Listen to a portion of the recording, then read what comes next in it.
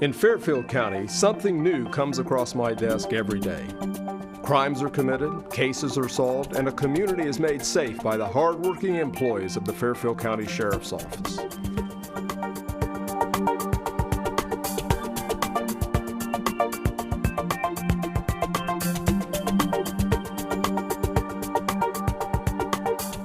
Welcome to This Week with Sheriff Dave Family, weekly program on LancasterOhio.tv. We're also carried by a number of radio affiliates here in Lancaster. Do appreciate you, the viewers and listeners that join us each and every week. Our executive producer, Kelly Roberts, behind the scenes. This program is actually taped at Fairfield Christian Academy. I appreciate the students being here. And we're about in our 8th or 9th year on television and about, 17 years on radio, so it's been a blessing, and we couldn't do it without the cooperation of the Fairfield Christian Academy. We have with us Sergeant Jesse Hendershot. Good to see you, Jesse. Well, thank you for having me again. And welcome. And it's been over a year since you're here last. And before we get started, just for the viewers and listeners that may have missed the last time you're here, tell us a little bit about your background yourself. All right, so Jesse Hendershot. I'm from Baltimore area, and 3 kids, wonderful wife named Becky. Yes. And the oldest will be going into high school next year. No way. So time is flying by, and we stay active, with our church that we go to, and then with Cub Scouts, and Emily was in cross country this year, so definitely kept us busy. And you were actually collecting food with the Cub Scouts this past weekend. This past weekend, it's November is Scouting for Food Month for Cub Scouts, so we actually go in our hometown of Baltimore, and we go around, we give bags with flyers in them, and then the next week we come around and we collect all the food. So we collected over 200 and some items for the food pantry. Really? And Ruth over there at the Baltimore Food Pantry has volunteered a lot of time and does a wonderful job. And she gets referrals from 211, which is here in Lancaster.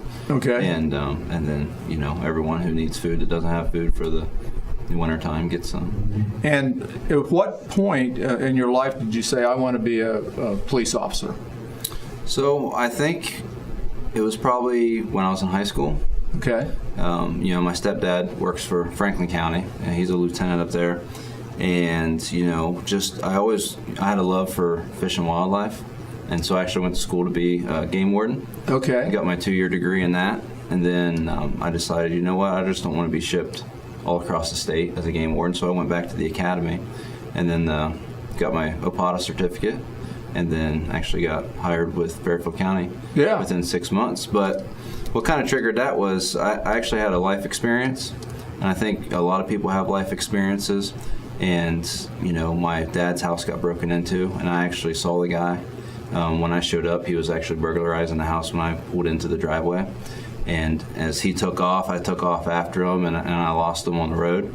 And ever since then, I just always wanted to catch bad guys. So, okay. Yeah, so that was kind of... Now, your current job is kind of like the public relations, all kind of stuff, isn't it? Yeah. So tell our viewers and listeners some of your responsibilities. So I do a little bit of everything. As community relations, I have the community watch group that helps me out with the fairs and festivals, and they actually have a couple different vehicles out of each station that they drive around. And, that's just one of them. But I have a lot of admin jobs as well, so I take care of all the county phones, make sure everyone's vest is up to date. If there's a deputy that doesn't have a vest, I try to get them to wear a vest. It's part of our training that we go through for the below 100.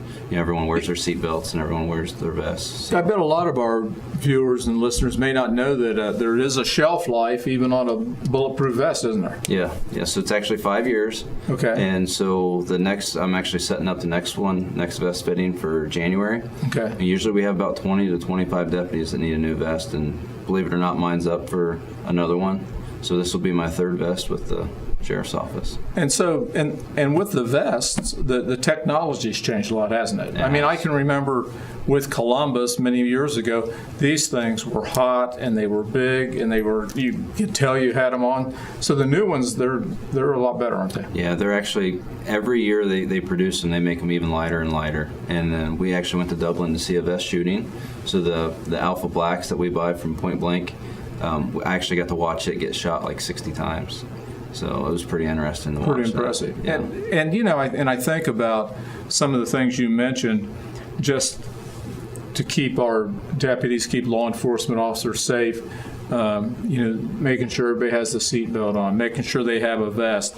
One of the things we're working on now within the sheriff's office is a new radio system. As you know, we're going to go to Mark's radios, because even to this day, there are parts of the county with our existing radio system where you have places where it won't work, dead spots they call it. And even when they're inside buildings, sometimes those walkie-talkies won't go outside the building. So that's something that's going to be coming up in the next few months. Yeah, it'll definitely be interesting. So one of the things you mentioned was Community Watch. And for our viewers or listeners that may not know what the Community Watch program is, why don't you start? And that, I was surprised how long that's been in place. Like, what is it, 10 years 10 years. or something? Oh, my golly. So I was probably actually still in the jail when the program first started, and maybe just getting ready to get out onto the road.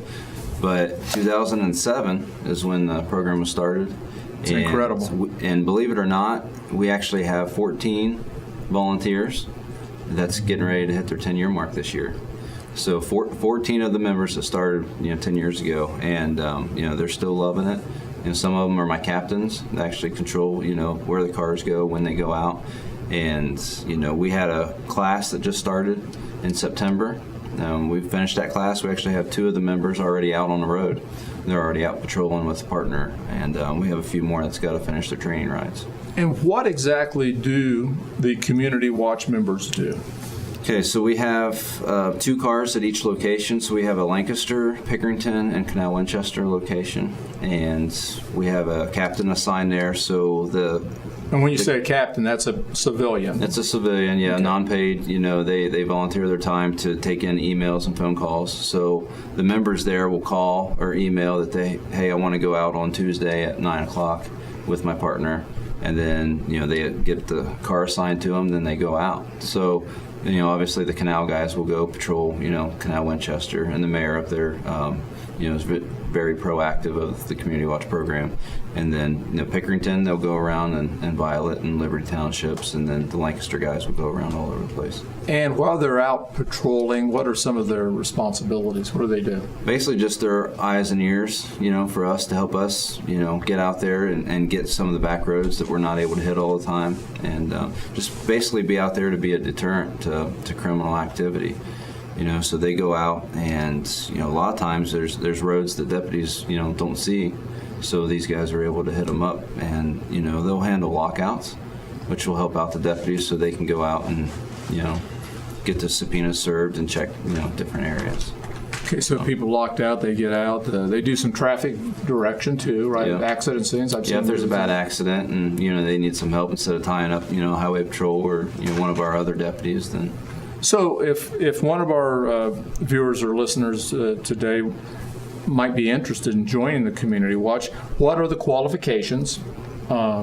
What's the age? What do they have to go through in order to become a Community Watch member? All right, so really you just have to be 18 years old and no criminal background, no thefts or anything like that. We won't approve you. Decent driving record. We don't want anyone that's had a lot of accidents or a lot of speeding tickets. We won't approve them. And then once they get approved through a criminal background check that we do, then the training is usually about 4 or 5 evenings at night. And then they go out about 4 or 5 times with a Community Watch member who's been through the program for a while. And they get approved, and then they go out and they find a partner. So we always do everything in pairs. Okay. So. And what about a member, someone that may be watching or listening and saying that, I would like to volunteer, but I don't know that I want to be out in a car. I don't know that I feel like that's something I want to do. Is there some places within the sheriff's office where they could fit in? Yeah. So after the training's all said and done, and they've done their rides in the car, they kind of decide, hey, maybe this isn't for me. This isn't my fit. I don't really enjoy this. So some of them actually volunteer at the community events that we do. So right. Every month we have at least one, if not, quite a few community events where we have tables or we do fun things with the kids and stuff. So they'll volunteer for places like that, like the fair. It's a good example. We have a lot of volunteers that help me out at the fair. Sweet Corn Festival. and a lot of different things like coming in the civil and helping the civilians. It's a good example. I've seen them in the civil division helping filing and those kind of things. Yeah. So during the training, what are some of the things that they're trained in?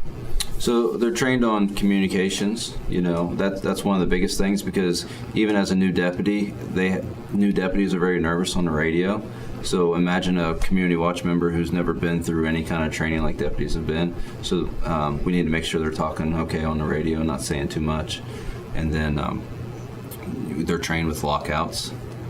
They're trained in CPR and first aid. One of our guys actually performed CPR on a guy at Wendy's and helped save his life. Dale Clemens. Yeah, a few years ago. Yeah, so that's kind of one of the importance of the CPR and first aid, is just making sure that they know how to do all that stuff while they're out there in the car.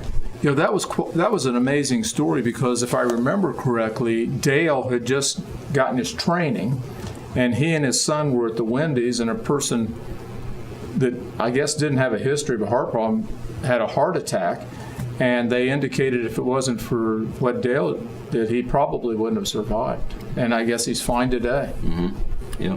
What are some of the other things that have come across as far as community watch? I know a few years ago there was a gas leak, maybe in Millersport. I don't know if you remember that, but they've done a lot of things. And what they tell me is many times the citizens are more willing to talk to them than they might a law enforcement officer. Yes, we actually have sheets that's basically like a pass-along sheet. So a lot of times, they'll see them out in the community, and they'll go up to their car and say, hey, I've noticed, a lot of criminal activity at this house or something, or speeders, in front of this house. This is their license plate numbers. So they'll jot all that information down, and they'll pass it on to patrol, which helps, our patrol division out quite a bit, because they can track down things, or even our major crimes, if it's drug activity.